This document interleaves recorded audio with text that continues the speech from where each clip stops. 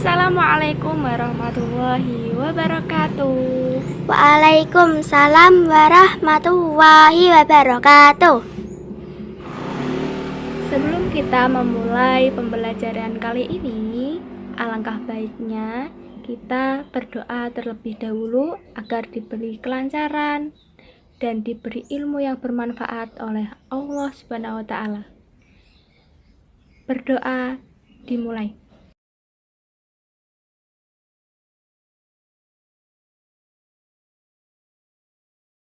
Semoga kalian selalu dalam lindungan Allah. Gimana? Sekarang masih semangat belajarnya? Masih semangat, Bu? Baiklah, hari ini kita akan belajar tentang bab sholat. Jadi di sini nanti kita akan belajar mengenai pengertian sholat, macam-macam sholat fardu, waktu datangnya sholat fardu, syarat wajib dan syarat sah sholat, rukun-rukun sholat, dan hal-hal yang membatalkan sholat.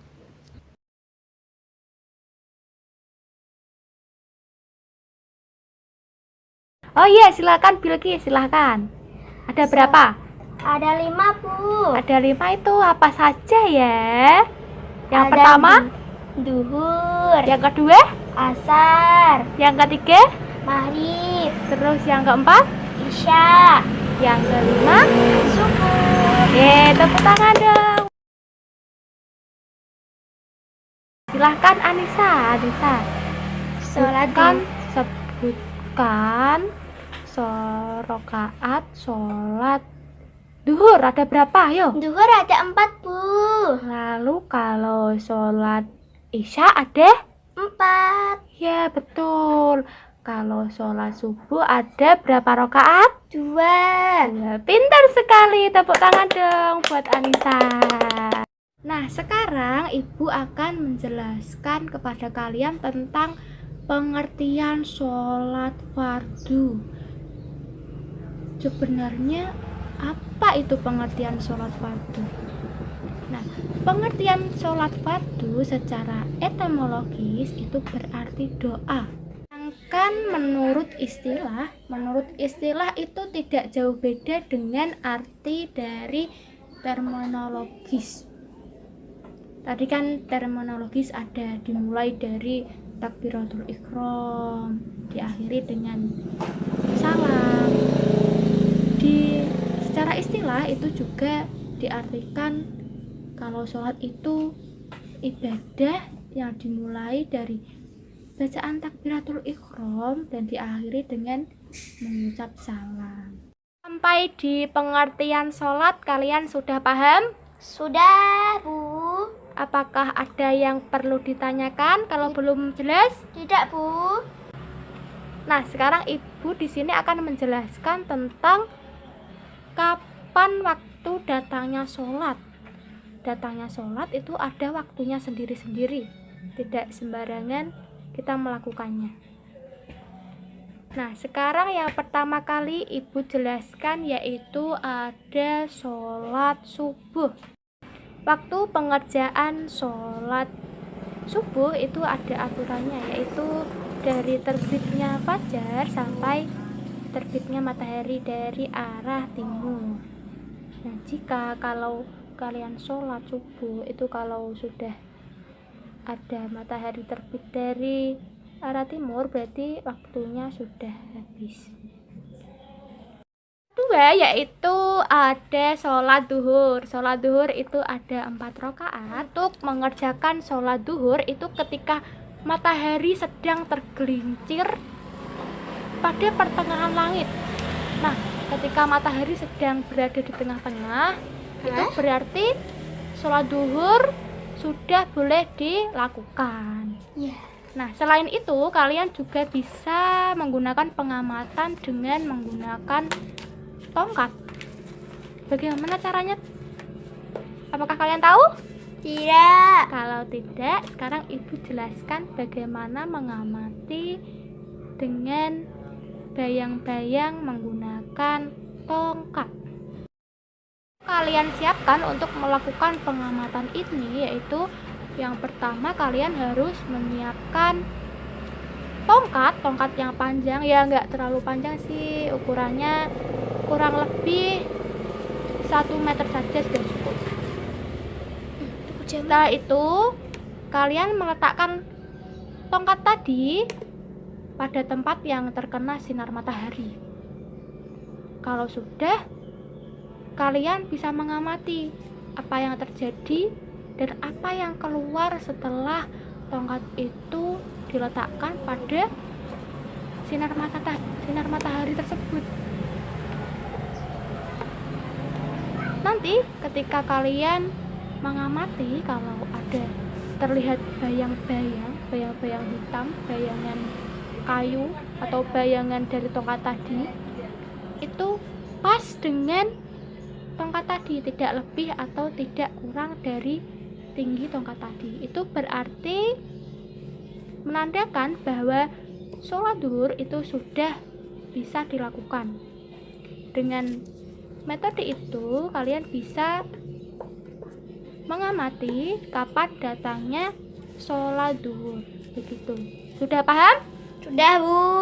Nah, kalau sudah kita lanjutkan. Yang nomor 3 yaitu ada sholat asar. Sholat asar itu ada 4 rakaat.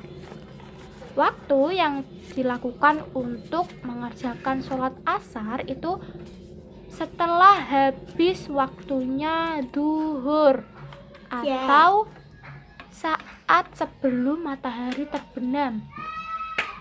Di sini kalian pun juga bisa melakukan pengamatan seperti sholat duhur tadi. Sama menggunakan tongkat atau kayu yang ukurannya ya tidak lebih dari 1 meter lah. Gitu. Caranya juga sama, kalian menyiapkan 1 tongkat, lalu kalian pergi keluar membawa tongkat tadi dan meletakkan tongkat tadi pada tempat yang terkena sinar matahari, dan kalian juga bisa mengamati apa yang terjadi dari bayang-bayang tongkat tadi. Jika panjang bayang-bayang pada tongkat atau kayu itu panjangnya, misalnya kayunya berukuran 1 meter segini, lalu bayang-bayangnya itu melebihi dari kayu tersebut, bayang-bayangnya itu di atasnya seperti ini. Nah, dari itu dapat menandakan bahwa waktu asar sudah telah tiba. Sampai di sini ada yang ingin bertanya? Tidak. Apakah ada yang masih kurang jelas? Tidak. Kalau tidak, Ibu lanjutkan materinya lagi, yaitu ada sholat maghrib. Sholat maghrib itu ada berapa rakaat? 3. Benar sekali, ada 3 rakaat. Untuk mengerjakan sholat maghrib itu ketika matahari terbenam dari arah barat, yang semula dari arah ke timur itu terbenam pada arah barat, sampai terbenamnya mega merah. Mega merah ada yang tahu kan, biasanya kalau sore itu ada warna merah yang di langit itu. Nah, itu kalau sudah hilang, nanti waktunya sholat maghrib itu sudah bisa dilakukan. Nah, sudah paham sampai pada sholat maghrib? Sekarang kita lanjutkan lagi, yaitu tentang sholat isya. Sholat isya itu ada berapa rakaat ya? Ada 4. 4. Sholat isya itu ditandai dengan hilangnya cahaya merah dan setelah sholat maghrib dilakukan sampai habis waktu sholat maghrib. Nah, itu bisa menjadi pedoman kapan waktu sholat dilakukan. Begitu. Ada yang mau bertanya lagi? Tidak, Bu. Kalau tidak, kita lanjutkan materi selanjutnya, yaitu tentang syarat wajib sholat. Ada apa saja? Sekarang Ibu jelaskan. Yaitu syarat wajib sholat itu ada yang pertama yaitu Islam. Orang yang beragama Islam itu diwajibkan untuk mengerjakan sholat. Wajib sekali. Kalau tidak itu akan berdosa. Kalau kalian meninggalkan sholat itu nanti akan berdosa. Nanti kalau berdosanya banyak akan masuk neraka. Siapa yang takut di sini masuk neraka? Saya, Bu. Pastinya takut semuanya kan? Iya dong, Bu. Ya, lanjut. Yang nomor 2 yaitu ada balik. Balik di sini diartikan dari segi umur itu menginjak usia 9 tahun bagi 15 tahun. bagi seorang perempuan. Kalau laki-laki itu umurnya kalau sudah balik yaitu 12 tahun. Jadi kalau seorang perempuan kalau umurnya itu 9 tahun berarti dia itu sudah balik. Kalau seorang laki-laki kalau umurnya 12 tahun itu berarti dia sudah balik. Balik itu juga bisa diukur dengan menggunakan perubahan fisik pada diri seseorang. Wanita sudah mengalami masa haid atau masa menstruasi, itu berarti dia juga sudah bisa disebut sebagai balik. Laki itu juga bisa dilihat dari perubahan fisiknya. Kalau laki-laki itu sudah pernah mengalami mimpi basah, itu berarti dia sudah beranjak ke balik begitu. Selanjutnya ada berakal. Berakal diartikan di sini tidak gila. Apakah kalian pernah melihat orang gila di jalanan ketawa-ketawa tapi dia sholat? Apakah pernah melihat? Di sini dijelaskan bahwa di dalam Al-Quran kalau orang yang sedang gila atau sedang memiliki akal yang tidak sehat itu berarti mereka tidak diwajibkan untuk sholat karena tidak memiliki syarat wajib sholat seperti itu. Di sini ada yang mau bertanya? Ada. Siapa? Saya, Bu. Ya, silakan Nisa. Apa pertanyaannya? Saya mau bertanya, jika seorang laki-laki yang belum berumur 12 tahun tetapi dia sudah pernah mengalami mimpi basah, apakah itu disebut balik atau tidak? Ya, pertanyaan dari Nisa sangat bagus sekali. Tepuk tangan buat Nisa. Ibu akan menjawab pertanyaan dari Nisa. Sangat bagus sekali. Jadi gini ya Nisa, yang dikatakan balik itu ketika sudah memenuhi salah satu perubahan dari dirinya, baik fisik maupun umurnya. Jika seorang laki-laki, sesuai pertanyaan dari Nisa, jika seorang laki-laki belum berumur 12 tahun namun dia sudah pernah mengalami mimpi basah, di situ dia juga sudah disebut balik, sudah disebut balik. Karena dia sudah mengalami, sudah memenuhi salah satu syarat dari balik, yaitu sudah mimpi basah. Walaupun dia belum berusia genap 12 tahun. Seperti itu ya Nisa, sudah paham? Sudah.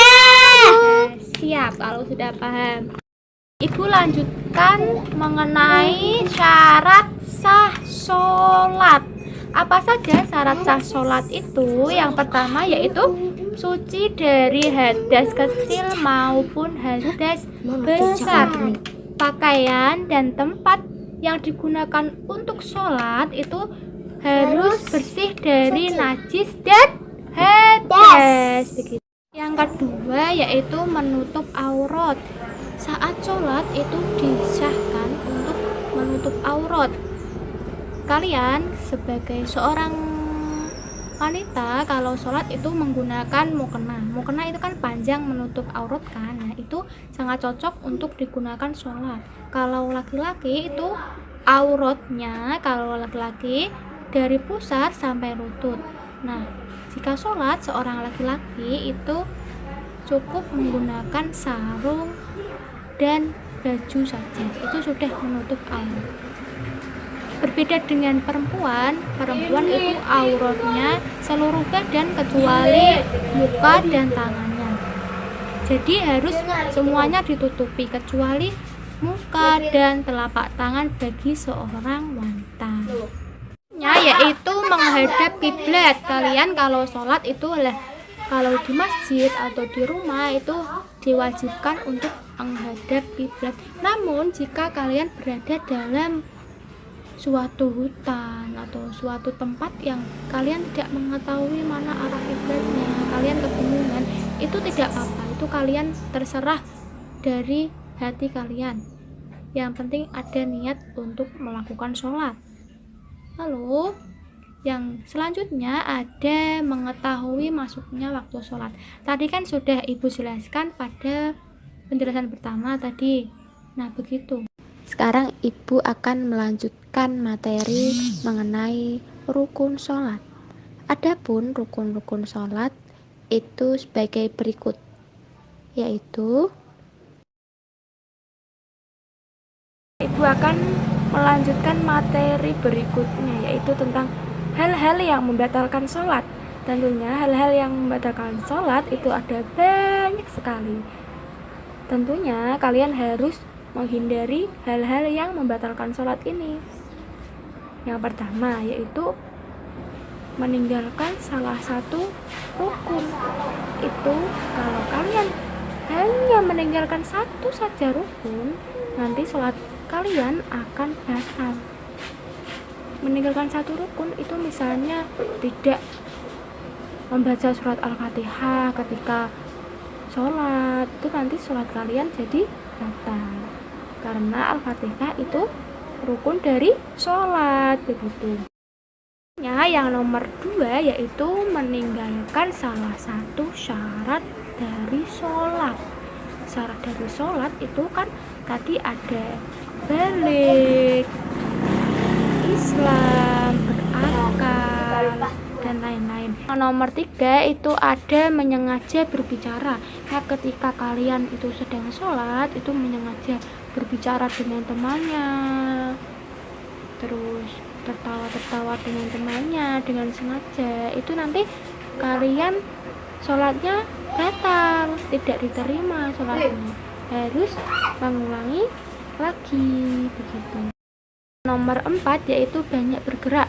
Nah, jika kalian sholat itu sengaja bergerak-gerak terus, tidak fokus dalam sholat, tidak fokus dalam bacaan, bergerak-gerak terus, nanti kalau kebanyakan gerak, nanti sholat kalian jadi batal, gitu. Selanjutnya yang nomor 5 yaitu makan dan minum. Nah, ketika kalian sholat itu dengan makan dan minum, nanti sholat kalian tidak diterima, nanti sholat kalian menjadi batal dan harus mengulanginya dari awal. Selanjutnya ada kentut. Kentut itu juga membatalkan sholat, nanti kalian harus mengulangi sholat dari awal, juga harus berwudu lagi, begitu ya, paham?